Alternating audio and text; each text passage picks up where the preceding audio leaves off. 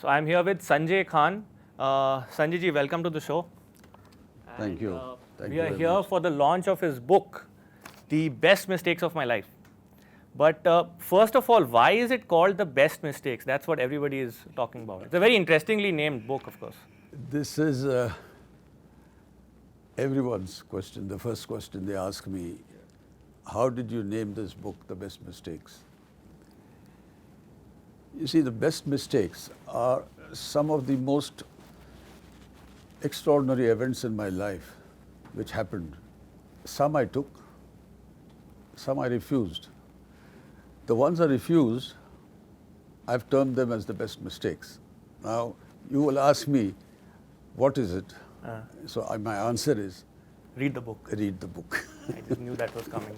And I believe these are discussed in the 18th chapter of your book.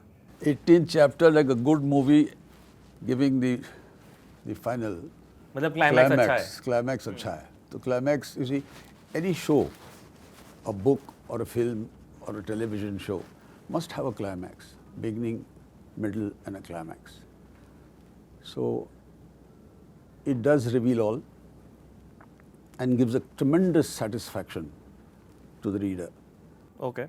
Now, what a lot of us remember you by is Tipu Sultan, right? What most people don't know is that it was shot on extensive budgets. So what were the budgets for each show, and that time it was apparently a record, the advertising budgets and the amount of money you were spending on it, and where exactly was the show shot? Tipu Sultan is a classic which I can never forget because there were so many circumstances I had to bear. Yeah, right. And it is still remembered as a great classic. The cost of the first episode in those days, almost 30 years ago, costed me about 80 lakhs of rupees, first episode. Okay. And it averaged out to about almost 20 to 25 lakhs in those days. Myself, as a producer, have always been overtaken by the actor in me and the writer in me. So I punished the producer by not sticking to the budgets. My ultimate aim is to bring a good show. So I have succeeded most of the time. Sometimes I have slipped. And where exactly was there a particular location where Tipu Sultan was shot? And why did you choose Tipu Sultan, the character, out of so many historical characters? That's a very good question. I picked up a book by the title of The Sword of Tipu Sultan, written by Bhagwan S. Gidwani, from the airport in Bombay. I finished reading the book before I touched Delhi. And the book just impressed me so much. I was just bowled over. I contacted Bhagwan Gidwani, and he was very happy to make it into a film. Originally, we were thinking of making it into a film. But due to the rampant piracy of those days, we were constrained. And then I looked at the length of the story, and I said, why not go into television? And I was the first producer in those days to import the Betacam systems, and I started shooting on television. Right. Now, another thing which happened on the sets, which you were mentioning, the different circumstances, was the fire which took place, right? Now, I think a lot of people died. You were severely injured. So what was that whole moment like? I mean, you rushed a lot of people to the hospital also, I believe. Yes, you see, the show was one of the most ambitious productions of mine. Right. I spent a lot of time. We had elaborate sets and detailed costumes, historically accurate. It was one of the most expensive productions. Perhaps that fateful day, I am not sure, either by the hand of God, or the will of God, or the hand of man. My set was engulfed in an inferno. 52 people of my crew lost their lives. I still remember with a lot of anguish, rushing in to save my crew. I was engulfed by the fire and the smoke. And the result was, I sustained 65% third-degree burns and spent almost 8 months in Jaslok and another 5 months in Georgetown University Hospital. It was over a year. Over a year. The details I have explained very elaborately in my book, The Best Mistakes, in 3 parts. My experience. People talk of burning a finger and cannot bear the pain of a burnt finger. My whole body was burned almost. I was sleeping on a plastic sheet for months with pus and blood in it because I could not have the cotton sheets. They had imported special plastic sheets for me. Right. The pain, the endless pain, the ultimate pain, which sometimes I used to be so anguished. I used to hurl it in space at a zillion miles an hour into the darkness of infinity. Then I used to pass out, to come back again and fight another day. To describe it very accurately, I've written in the book, it was my existence was like a little an insect caught in a small cylinder down. Each time he was trying to come up, he was slipping and falling. And he always saw the little window, and I told myself, I said, I must fly out of this window. Each time I fell, I tried back. So this book will stimulate and inspire a lot of young people who are looking for something. God forbid they come in a situation like this. Right. They should not give up. Right. The idea is to fight. Man has immense will, immense courage. He has to utilize it. He must have the courage to utilize the courage. He should not be so faint-hearted that I can't, and give up in the first breath and fall down and die. So that's not me. I'm a fighter. Tenacity and commitment, courage are the principles I live with all my life. I consider them good values. A test, for example, a test of courage. After my return, 13 months, this evening you will see a shot of me on a horse, Okay. charging with about 200 guys behind me with lances and swords. It was a kind of a charge on a British position by Tipu's forces. I was sitting there, I'm a good rider, and I have this big white stallion ready for me. I was in my costume. My double was waiting to give this shot. A thought came in my mind. I said, today, I must ride this horse no matter what. If I don't ride the horse, if I show cowardice, all my life I'll be running helter-skelter like a white rabbit. I said, I must ride it, prove it to myself I'm alive. My wife was sitting there writing something.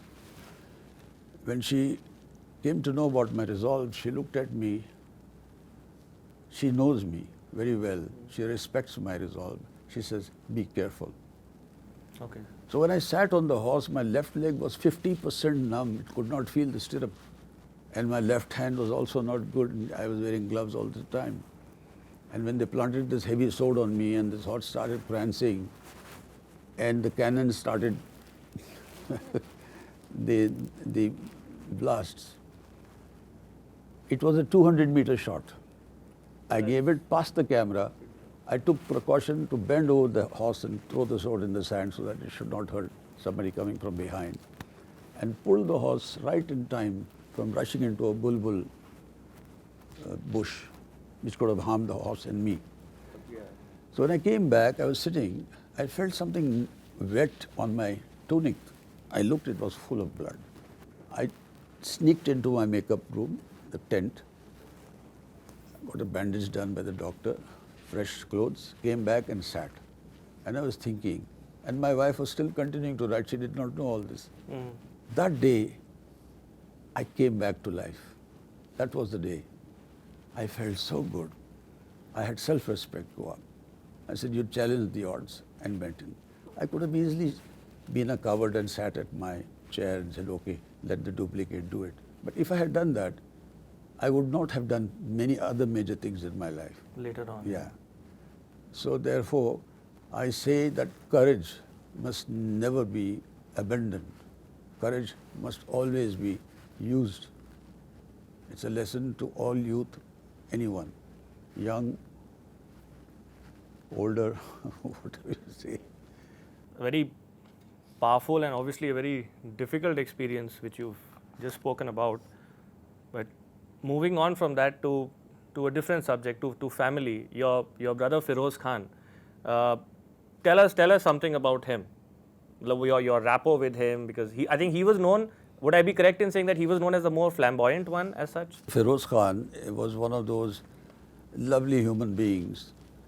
He was a great, courageous guy, and as soft as me, because of our upbringing, for concern for the poor. We learnt at the table. Like Napoleon says, the first cradle is a university is a cradle of mother, and then second university, I say, is the house table where we sit and eat. So we were always inculcated this idea that you must help people, be nice to people. So Feroze Khan was such a generous man. I still remember vividly. We were in our teens, and he had made himself a new sharkskin jacket to wear for the New Year's Eve. Sounds so much like him. Yeah. For the New Year's Eve, and all of us went to this place near Infantry Road, cross of MG Road, to a restaurant to enjoy celebrate the New Year's. There was one beggar sitting on the road. He had no clothes. He was shivering. His sight was pathetic. I looked at him. I said, my God, how can we go in and eat this guy is like this? Feroze took out this jacket and he wrapped it around him and he said, take it. This guy, the look in his eyes, unbelievable look. He did not know what to say.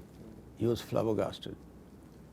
And we put some money in his hand and we walked in. So this is a very good memory. I've written a lot about Feroze. So when you read the book, which I will, The Best Mistakes of My Life, is a fascinating journey of mine.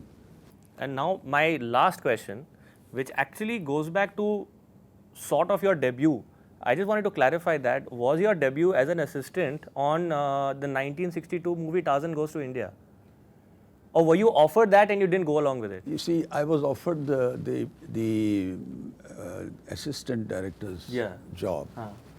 I took it because it was an American director, MGM Films, and I learned a lot from there. I started as a 13th assistant, and I ended up the first assistant before ending the film. And John Gilliman wanted me to go with him to Africa for another film. I said, no, my calling is here, and I would like to stay back. And I never regretted that decision. So, but my first debut was Satyen Bose's Dosti. Yeah. That was my first movie. And that also, it is quite a funny situation. So we got into, he was my neighbor. He had an old jalopy car. And each time in the morning he'll come and say, can you please go push? So I must have pushed it about 15, 16 times. And without knowing that, expecting anything in return in the sense. He one day walks in and he says, I've come to give you a push now. So that's how I was in Dosti, and then he took me in Dosti, and Dosti was a super film. I still remember Tarachand Barjatia ji was calling me and showing me his account books. So Rajshri Films? Rajshri Films. That he had done a business of, in those days, was a very huge amount, 1 crore 64 lakhs. I still remember to this day that figure. And he also said, see, Sangam is a 60 lakh color film with superstars, and this is a 4 lakh rupee black and white film, and you have beaten them. So I was not very presumptuous or arrogant. I waited my time. After 6 weeks, the floodgate opened, and I was swamped with producers. Signed me in over 100 films as a leading man. It was amazing. I think it's the first time in recorded history. Then the press And in public opinion, I was heralded as the most handsome actor of the Indian screen.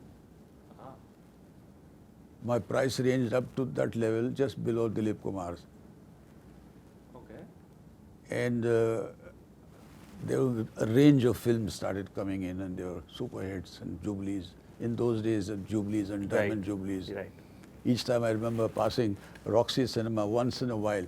If I get to go for a haircut to Taj, I would turn my head and see 75th week, you know, Roxy. I used to feel very happy, and for the producer and myself. And so these are the things I've seen, and nowadays the ball game is different. But yeah, I mean the complete thing has changed. It's 100 crores and all. But yeah, many, I mean, including me, look back at that era as the real test of a movie. Silver, golden, jubilee, all that stuff. But I'm going to stop myself from asking you more questions because I'm going to go and read the book. And apart from that, it's been a pleasure talking to you and meeting you. Thank you so much. My pleasure. Thank you very much. Thank you.